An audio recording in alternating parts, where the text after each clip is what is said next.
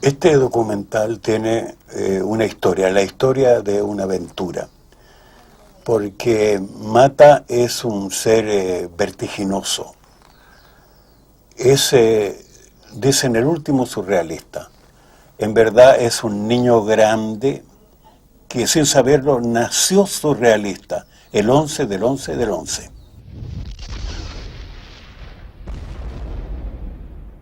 En la noche Mata ofreció una comida en el jardín. Llovía, pero nos protegía una carpa. De repente él comenzó a tararear unas canciones populares chilenas de los años 20. Yo, que nunca me he atrevido a cantar, lo acompañé a cantar Rosa de Fuego. Rosa de Fuego, los hombres la llamaban, porque sus labios quemaban al besar. Cantamos a dúo, pero en sordina.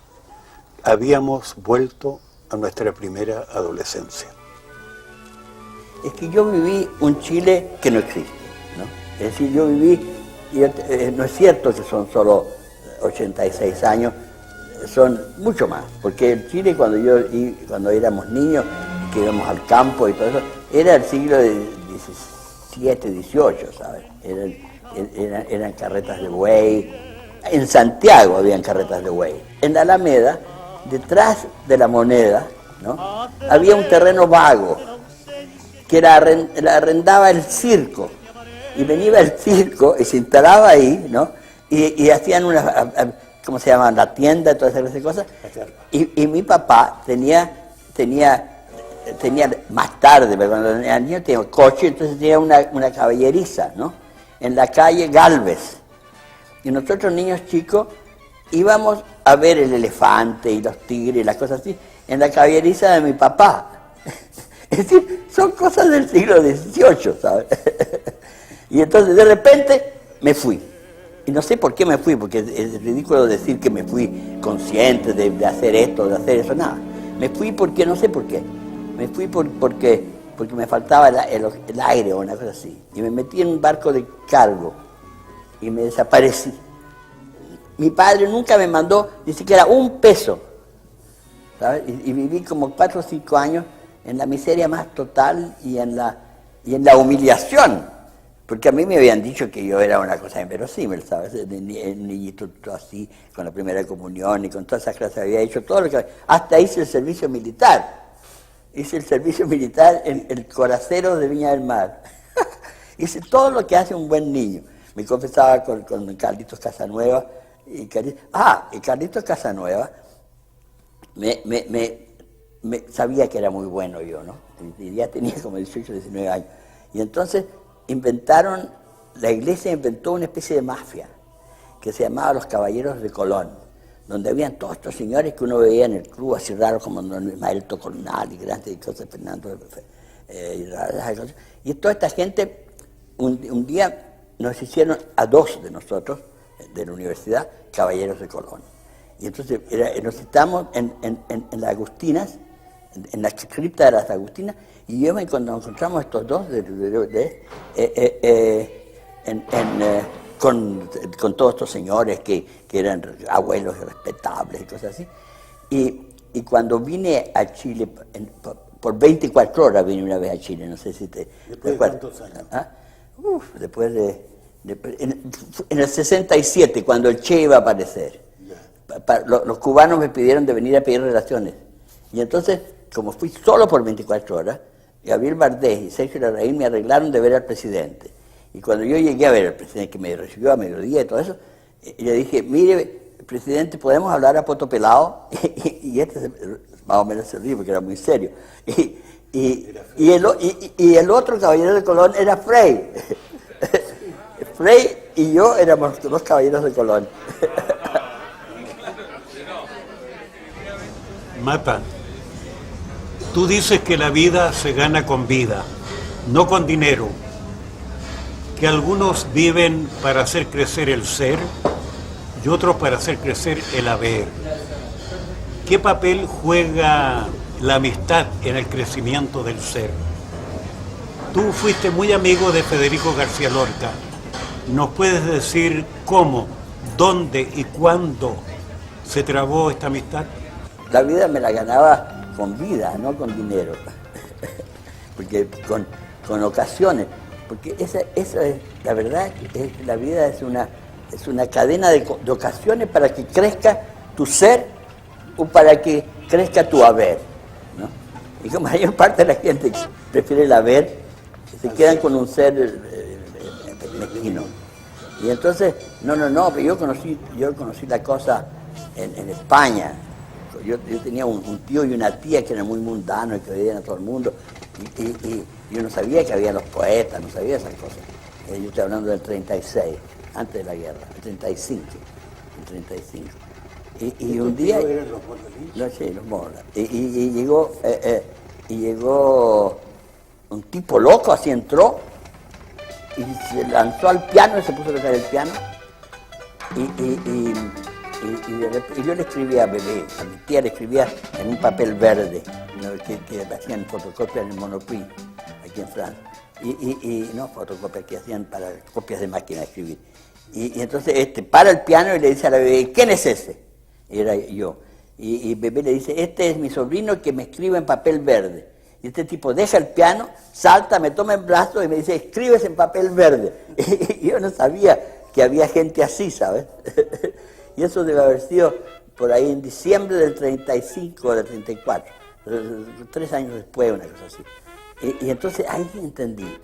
Y me echaron. Yo estaba en Barcelona el 21 de julio, vino Franco y a todos los extranjeros los echaron. Y yo me eché, me fui y mataron a Federico y eso me impresionó muchísimo, pero muchísimo. Y en Lisboa conocí a Gabriela.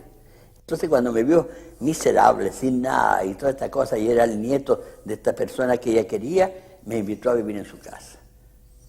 Y entonces viví en su casa por un mes y medio, una cosa así. Y un día me desvanecí en la tina de baño. Y ella me llevó en brazos a la cama, y yo en pelotas y lleno de agua y cosas así, la pedí en matrimonio.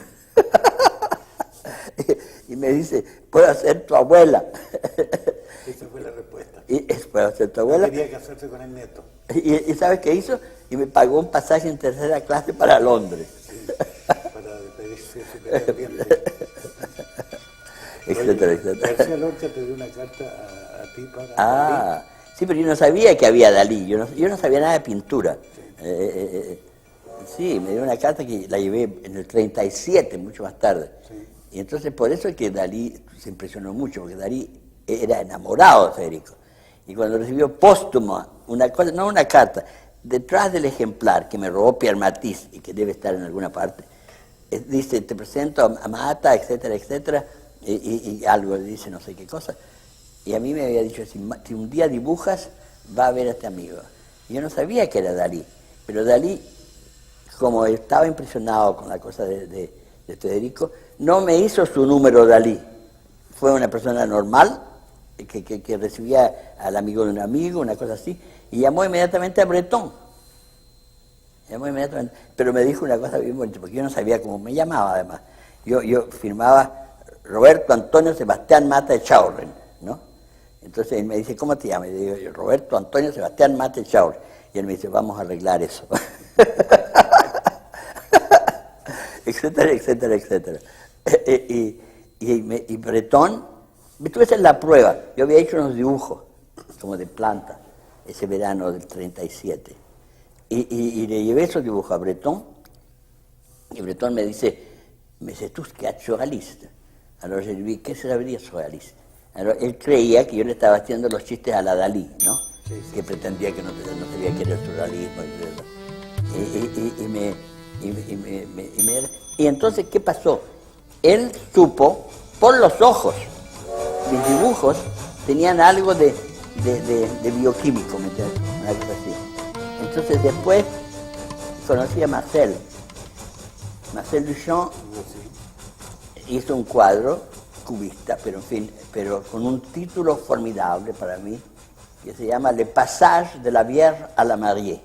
Es decir, el momento en que el cuerpo de la Virgen principia a ser fecundado. Es decir, que todo cambia en ese momento. Y eso me hizo a mí pensar que eso era lo que había que pintar. El momento cuando cambia. Cuando la cosa, no cuando la cosa se mueve, cuando la cosa cambia. Porque los futuristas hacían cosas cuando cosas se mueven. Es decir, la velocidad y cosas así. En vez, esta cosa de Marcel era diferente, era aferrar el momento de cuando, porque uno está siempre cambiando. La embriología es la imagen de cómo cambia año y segundo el feto, ¿sabes? Y es cierto eso en la conciencia y en la cultura de todo el mundo, solo que no tenemos manera de referirnos a eso. Y entonces, y él escribió, y nunca me lo dijo, yo lo supe después de su muerte, escribió, porque él estuvo como ofendido de la indiferencia del mundo a propósito de esa idea. Entonces dijo, vamos, estos son todos una tropa de imbéciles, hay que darles ready-made.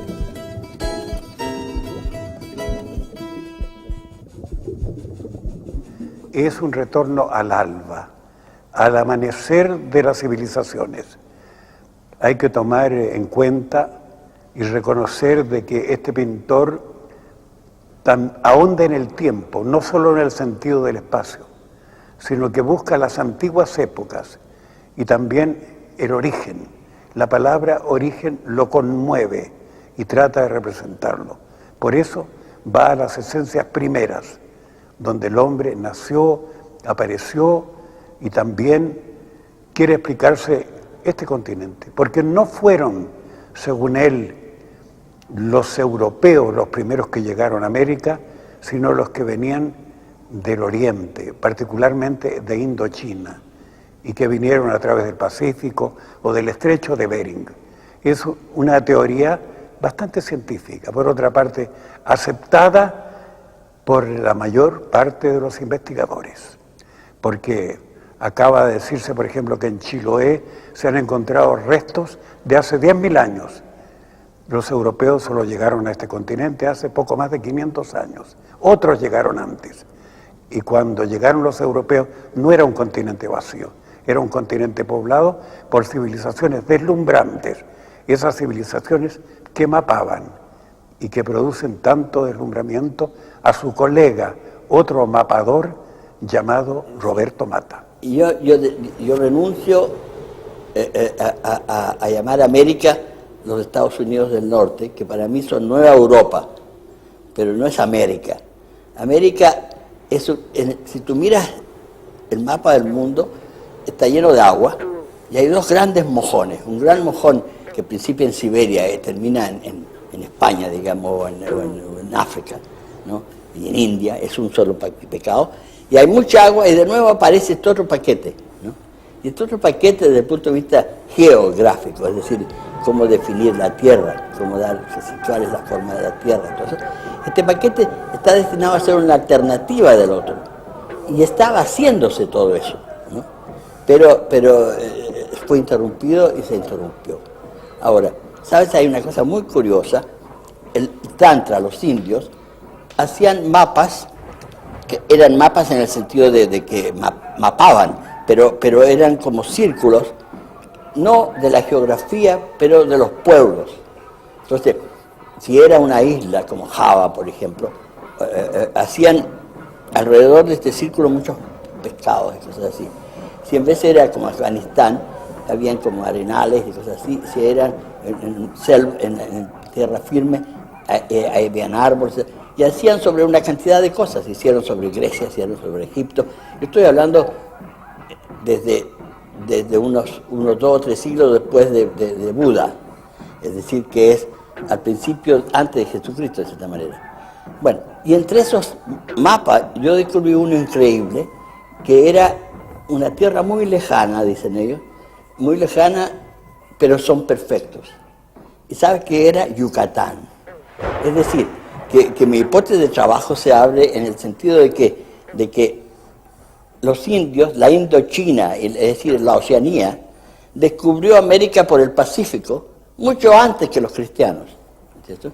Y comprendieron que esa cultura que se estaba haciendo era generosa, era increíble, era formidable, al punto que le llamaban los perfectos. En vez, cuando los cristianos llegaron no comprendieron nada. Se encontraron con una cosa tan grande como el Egipto, vivo, con los faraones y todo eso, y mataron a todo el mundo. Bueno, entonces, en esta hipótesis hay que creer que la gente que viene del este, o digamos del oeste, porque uno no es en el Pacífico, es del oeste, es más lúcida que la gente que viene del este, es decir, de Europa, ¿no? Y entonces yo creo que es americana, es de este continente. ¿Quién ha vivido muchas generaciones en este continente?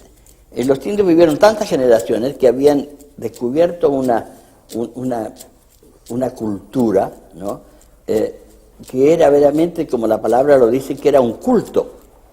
Y un culto es un culto a qué cosa. El culto, en el fondo, la cosa más fácil del origen del culto es un rayo de luz, es decir, es el alba, cuando aparece de nuevo el día, ¿me entiendes tú? Entonces, con todo este material hay esta hipótesis de que ya cuando son muchas generaciones que están viviendo en este paquete de tierra que es América, pueden principiar a tener una imaginación no pragmática y occidental, pero original. No original, en italiano, en el francés se puede decir muy bien original, pas original, es decir, de orígenes y no de habilidades que trae la originalidad, ¿me entiendes? Originaria. Entonces, para que se principie a crear una conciencia de estos orígenes, sería muy interesante que la poesía, el arte se aplicara a descifrar las cosas que ya en la prehistoria de esto, es decir, en la historia precolombiana, había existido, es decir, una imaginación formidable desde el punto de vista de relaciones con el universo, de relaciones con la vida cotidiana y mismo de administración. Y entonces, esa es mi hipótesis de trabajo.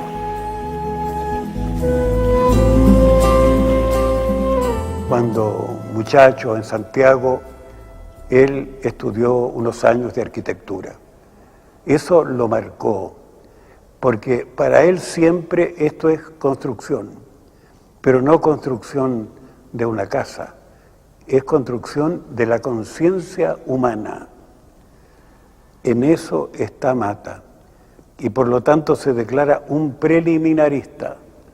Hasta ahora no ha entrado al gran combate a su juicio, pero quiere comenzar luego el bache de fondo, y ese que se libra no a 15 rounds, sino a 100 rounds, a 1000 rounds, a todas las vueltas que tiene la vida, para asumir así la conciencia suprema del hombre que tiene la convicción de que realmente está trabajando por la liberación de la conciencia humana.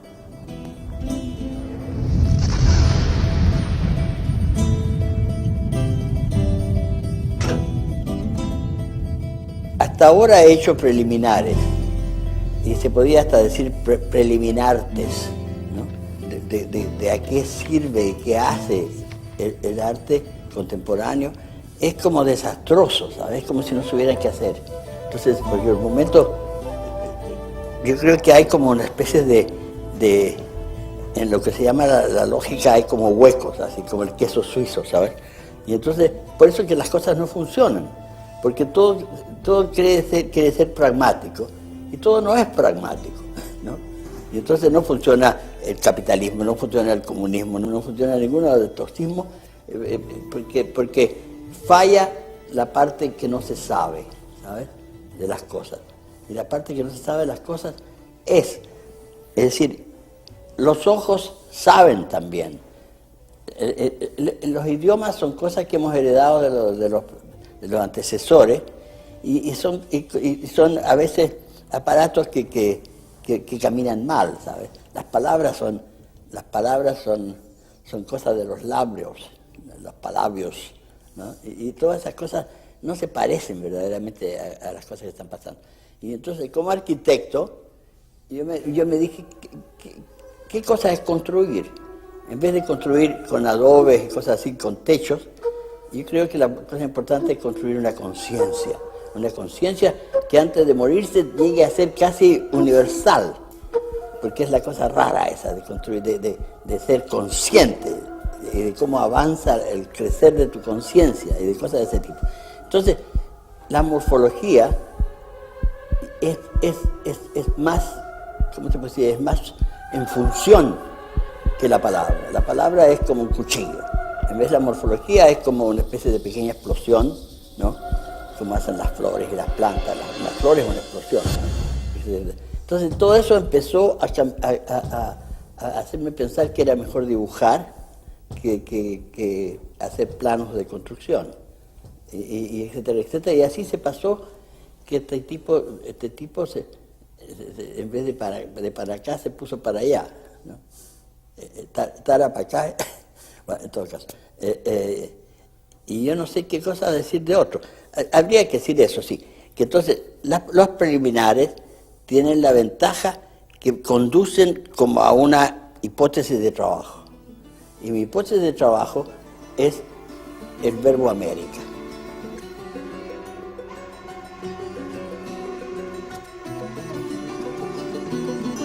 Mata no es simplemente un intuitivo prodigioso. Alimenta su pintura con toda la materia y por lo tanto con la ciencia. Alguna vez sostiene que la naturaleza es un gran prodigio, pero le encuentra errores, descubre equivocaciones de la naturaleza y la considera narcisista, porque creyó que todo lo había hecho muy bien. Pero tal vez creó animales gigantescos, como la ballena y posiblemente los dinosaurios, que según su entender, todos los días al desayuno se comían un bois de Boulogne y por lo tanto tenían que desaparecer.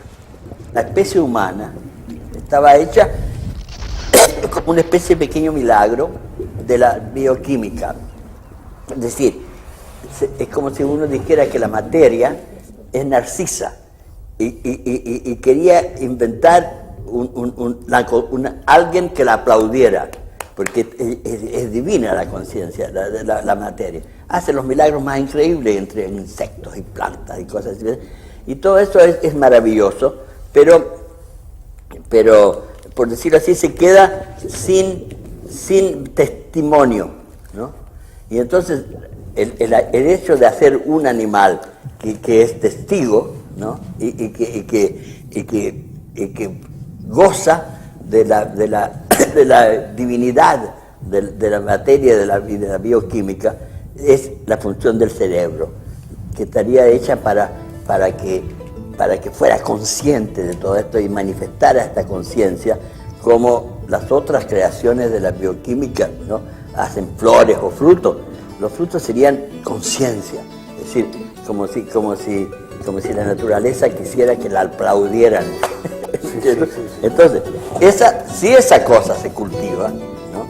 El culto de eso, la solución es A, ¿no? En vez de si se cultiva lo que se está haciendo por el momento, que es de apropiarse de toda la riqueza de la naturaleza y explotarlas inmediatamente, como el petróleo, como el oxígeno, como el aire, como etcétera, con las poluciones que se están desarrollando, es la tierra, la naturaleza, que va a eliminar la especie, como lo hizo con los dinosaurios.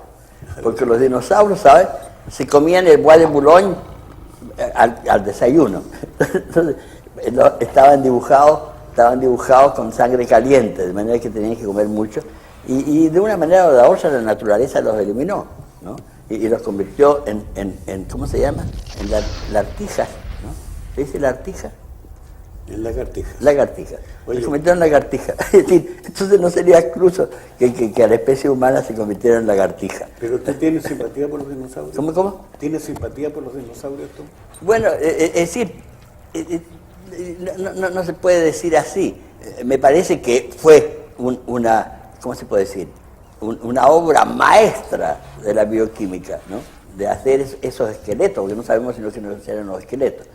Son esqueletos increíbles, ¿no? De manera que seguramente en esa cosa de la bioquímica o de la física, etc., ¿cómo se dice?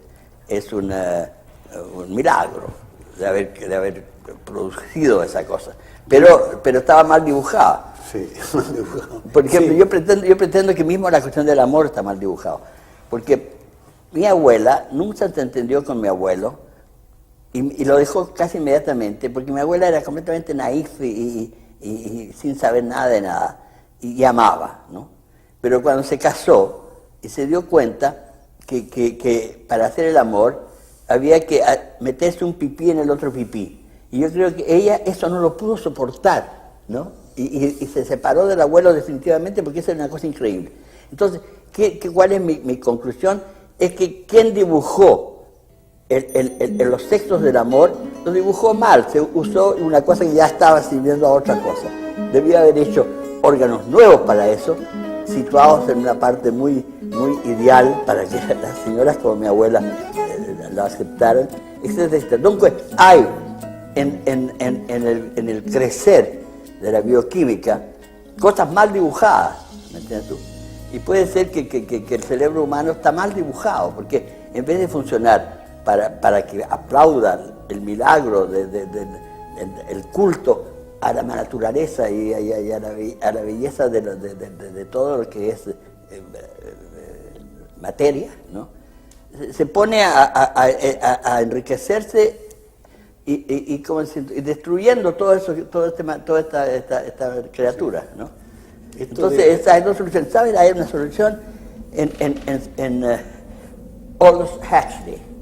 Aldous Huxley definía el futuro como seres que se hacían en cubetas, ¿no? Y se hacían cubetas A, B, C. A eran destinados a administración, B eran comercio, etc. Toda la sociedad estaba planificada en la genética. La genética. Y sabes, la cosa más escandalosa, cuando esta sociedad empezó a funcionar y todo eso, era que entraba uno, por ejemplo, y todos decían, porque era como una especie de escándalo ese tipo. Y es porque había nacido de madre. Es decir, que nacer de madre era obsceno. Bueno, si la cosa es tan imbécil que va a ir de ese lado, yo creo que estamos en la línea de los dinosaurios.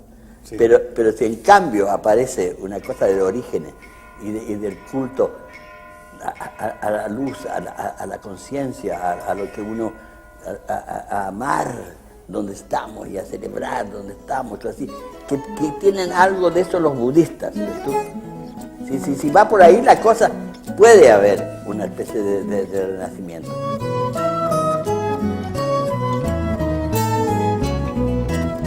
De estos pasillos, de estos corredores universitarios, saliste al mundo. Aquí estudiaste arquitectura, pero tú no querías hacer arquitectura de casas, sino de conciencia. Y para eso no querías valerte de las palabras, sino de las imágenes, de las metáforas. En esto eres como los poetas, porque los poetas también trabajan con imágenes, con metáforas. La condición es que ellas sean inventadas, salgan del horno calientes o broten de la fuente frescas, que nadie haya visto un cuadro como ese antes, que nadie haya leído un poema igual antes. Que las palabras, ¿cómo te puedo decir? Son cosas inventadas por nuestros tátaras abuelos, ¿sabes? En que todas las condiciones ¿cómo te puedo decir? Del aparato palabra, ¿no? Eran diferentes. Hoy día con la imprensa y los periódicos y las cosas así, ¿no? Las palabras ya no quieren decir lo que querían decir para ellos entonces, para empezar. Y segundo, no quieren decir de un día para el otro. Entonces, lo mismo pasa con las formas, ¿sabes? A mí toda esta cuestión de las formas me viene de un curso que tuve cuando estaba estudiando arquitectura sobre la relatividad. Era un profesor que se llamaba Vergara, en la Universidad Católica, que hizo un seminario, creo, de 3 semanas. Y yo fui a ese seminario. Entonces yo sabía la matemática, porque en la universidad tú tienes que estudias mucho matemática. Los primeros años son ingenieros y arquitectos juntos. Entonces, y seguí toda la conferencia sobre la relatividad matemáticamente, no en español, pero matemáticamente. Y eso me impresionó mucho. Ahora no lo sabría seguir, pero me impresionó mucho eso de que los idiomas, es decir, los idiomas son ¿cómo te puedo decir? Son cajas en que va la cosa, ¿no? Pero no son la cosa misma. Y la cosa misma, eso no se consigue sino con la metáfora, ¿no? Es decir, con hacer explosar la palabra, entonces la palabra te dice algo que depende de ti, porque depende del canasto de imágenes que tú tienes, que tú usas. Si tú tienes un paquete de imágenes elementales, haces combinaciones elementales. Lo que decía hace un momento sobre la cultura, que es un culto, ¿no? Eso aparece solo, ¿no? Nadie dice que la cultura es un culto, al contrario, la cultura es más bien una disciplina. Y es un cultivo también. Cultivo de agricultura. A mí una vez me hicieron los estados generales de la cultura, ¿no? En esas cosas de 68. Sí. Y querían que yo inaugurara la cosa. Y yo salí en la tribuna y dije, mira, a mí, el estados generales de la cultura, ¿no? Dije, a mí no me gustan los estados. Segundo, no me gustan los generales. Y tercero, para mí la cultura es la agricultura. Y la verdad, y me fui, tomé el sombrero y me fui. y empezaron los estados generales de la cultura.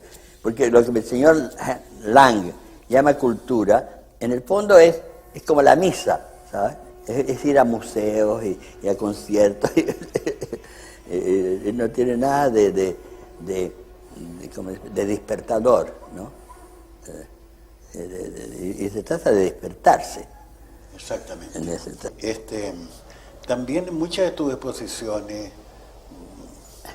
están precedidas por una especie como de manifiesto, que siempre es poético tuyo. Es más bien que un manifiesto, es una gana, ¿sabes? Es la gana que a mí me encantaría que hubieran pintores increíbles que muestran cosas que no se saben. Entonces, pero todo lo que me muestran, yo soy casi un crítico. Me encantaría que hubieran... la mayor parte de los cuadros son cosas tautológicas, cosas que ya sé, ¿me entiendes tú? O que gente que uno sabe. Y por eso que tienen un buen mercado, porque se pueden mentir a veces esas cosas y embrollar. Pero yo soy una especie de crítico de arte, que no critica en francés o en español, critica en dibujo.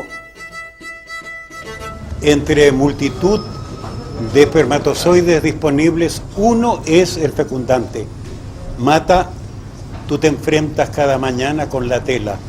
¿Acaso desempeñas el papel del espermatozoide fecundante?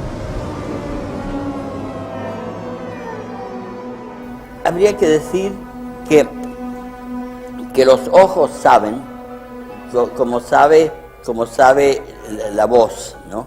Porque las palabras en el principio es una especie de música, al principio es solamente música. Yo creo que las primeras palabras eran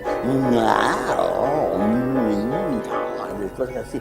Y poco a poco se caricaturiza y se escribe, pero se aleja más y más de lo que se estaba pasando, ¿no? Entonces, los ojos también saben, ¿sabes? Y como el oído, como la palabra. Y el amor, a mi juicio, también sabe, ¿no? Entonces, como se trata en principio de saber, solo que cada uno de estos saberes tiene que pasar por ocasiones que le den experiencia, ¿me entiendes? Y entonces, lo que pasa es que hay un control una censura de la experiencia. Y a mí yo creo que habría que escribir la historia de la filosofía sin nombres. ¿Me entiendes tú? Con cómo han cambiado los conceptos. Es decir, porque la gente te dice Spinoza y Nietzsche y Karl Marx y Sócrates, todo eso con nombres Sócrates, Karl Marx, pero no se sabe qué cosa es. Solo hay muy pocos que saben qué quiere decir Nietzsche y qué quiere decir Sócrates y qué quiere decir Karl Marx. Entonces, el mismo Karl Marx decía, yo marxista no soy. Y creo que Nietzsche diría la misma cosa, yo no soy nietzscheano, ¿sabes? Etcétera, etcétera. De manera que es una, ¿cómo te puedo decir? Para poder disponerse a eso, porque lo que pasa, en el fondo lo que pasa es que yo no hago nada, yo soy una especie de tubo, ¿no? Por el hecho de no estar en ninguna parte, de ser un errante definitivo y sin identidad precisa, ¿no? Es decir, aparte de la identidad que da la prefectura, cuando te dicen que tú eres o chileno, o que blanco, o 1,70 m, o cosas así. Pero no se sabe. Entonces, ¿qué pasa? Es que todas estas cuestiones, ¿cómo te dices? Le pasan, es un poco como el espermatozoide, ¿sabes? ¿Por qué le toca a un espermatozoide de tocar esa cosa? Porque es el más disponible, ¿no? Entonces, en cierta manera, el hecho de no pertenecer a nada, de no tener ninguna identidad y cosas de eso, soy como una especie de disponible, soy como un terreno de aterrizaje para conceptos inconcebibles.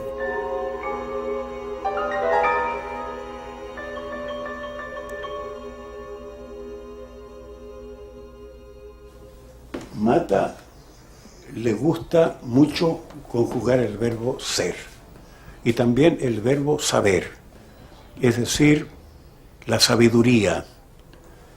Habla de la sabiduría de la electricidad, de las matemáticas, de la sabiduría de los ojos. Pero para él existe una sabiduría suprema, la sabiduría del amor. Mira, no solo los ojos saben, sí, como el idioma, se cree que el idioma sabe, se cree que las matemáticas, que es un idioma, sabe.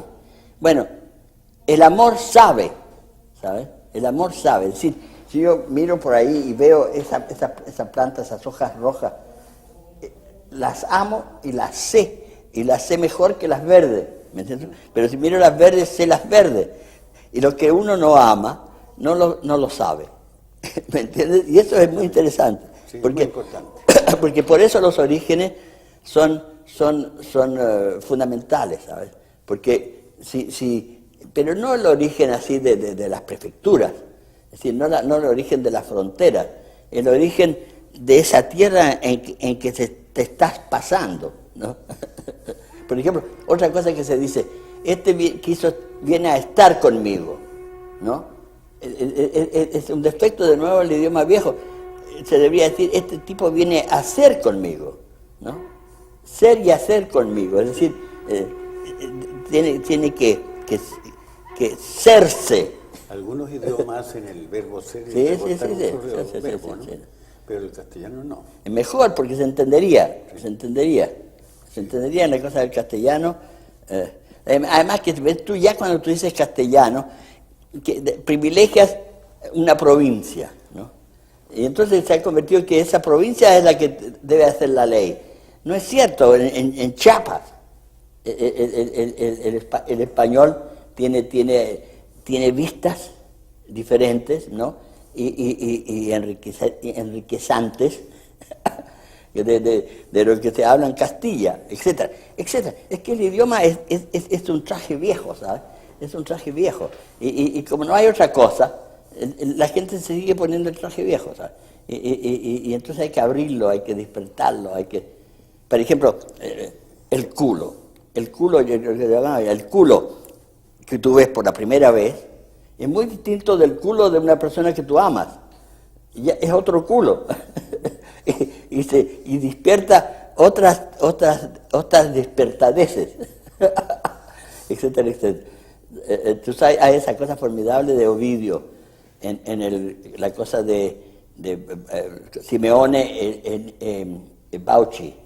Simeone y Bauchi son dos viejos, muy viejos, que han vivido siempre juntos, y el mito viene de dos árboles que había en Grecia en esa época, donde las ramas estaban todas arramadas, ¿no? Y entonces Zeus y Mercurio bajan, o Marte bajan a la Tierra a visitar este pueblo, y están todos vestidos pobres así, y la gente del pueblo no los recibe. Pero estos dos viejos los reciben y le dan a comer. Y no solo le dan a comer, pero los invitan a dormir, etc. Entonces cuando vuelven al Olimpo, los dioses dicen, hay que castigar a este pueblo porque no nos respetan. En cambio hay que premiar a estos dos viejos, Simeone y Bauchi. Y ahora dice, vuelven y van donde Simeone y Bauchi y dice, ¿qué cosa quieren? Pueden pedir lo que quieran. Y dicen, hemos vivido siempre así, queremos morirnos el mismo día los dos. Entonces los dioses se miran y se de acuerdo, se van a morir el mismo día los dos. Y después Zeus le pregunta a Simeone, ¿cómo es esto de vivir tanto tiempo en amor y todo eso? Y Simeone le dice, mira, cuando yo estoy con mi mujer y le toco la pierna, no me dice nada. Pero si la pierna de mi mujer le duele, la mía me duele también. ¿Ves tú? Es otro culo, ¿no?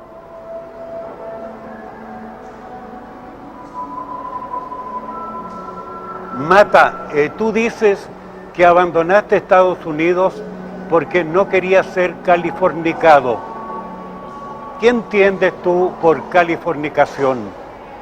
¿Acaso la violación de la personalidad, la renuncia a ser tú mismo, la adoración de falsos dioses, que tu creación sea devorada por los medios, por la industria cultural?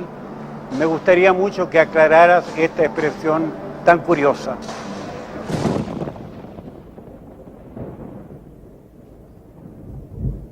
La mayor parte de los medios, de instrumentos y de las cosas bolivianas está californicada. Sí. Es decir, son mitos. Es decir, digamos esto, que en vez de que sea una cultura lo que se propone, es decir, un culto a la lucidez, al ver a través, a ver las cosas escondidas y denunciarlas y todo eso, es más bien entertainment, entretenerse. Y entonces entretenerse, lo que este siglo que vivió yo, se ha convertido en una especie de tecnología de divertirse, ¿no? Es decir, la música se ha transformado en una especie ¿cómo se puede decir?, de caricatura. Las formas ¿cómo se puede decir? No se da valor a la creatividad, se da valor al éxito mediático. Y yo nunca he pasado en esta cosa, la primera vez que hago una cosa así, porque detesto todas estas cosas de periodistas y de cosas que se van a pasar mal interpretadas en las casas de cada cual, etcétera, etcétera. Pero en fin, porque por darte gusto a ti lo estoy haciendo solamente. Muchísimas gracias. Pero la recuperación de América. Sí. La recuperación no solo de América. América, es decir, esta cosa india puede ser una especie de provocación para que cada uno sea el mismo. ¿Me entiendes tú? Claro, exactamente. Se trata de cada uno. Cuando tú vienes a un cuadro o oyes una cosa, tú no haces las cosas para entrar en la historia del arte. Las haces para que se despierten el leñador. ¿No? Y esa es la verdad. Ahora, el leñador en cada uno, hay que despertarlo, a la cosa de Whitman. Claro, exactamente. Entonces, no se hace para tener prestigio, para ganar premios, para cosas. Se hace para que la gente se dé cuenta que un tipo que sale de un rincón cultiva una conciencia que inventa crítica y creadora, en cierta manera. Porque crea conciencia, crece, ¿sabes? Cada uno de nosotros es como un árbol, ¿no? Y el árbol empieza por una semilla. Si tú pones todas las semillas juntas, las semillas de los porotos con las semillas del pino austral, las semillas con las palmeras, o sea, pueden parecer. Y de repente de cada una de estas salen las cosas más increíbles. Que si tú solo tienes una geometría de semillas, no te das cuenta qué punto cada uno contiene una cosa que ni siquiera lo sabe, ¿no?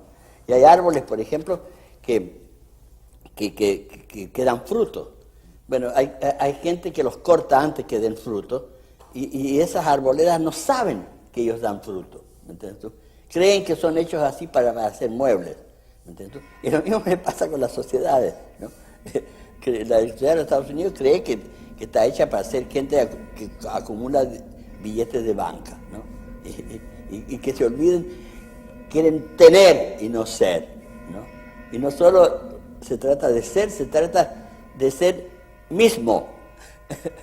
Ahora, el mismo no se ha analizado bastante qué quiere decir mismo, ¿sabes? Se dice mí, se dice yo, se dice... pero el mismo es como una semilla, ¿sabes? Ser uno mismo, es decir, es crecer. Y esa es la función.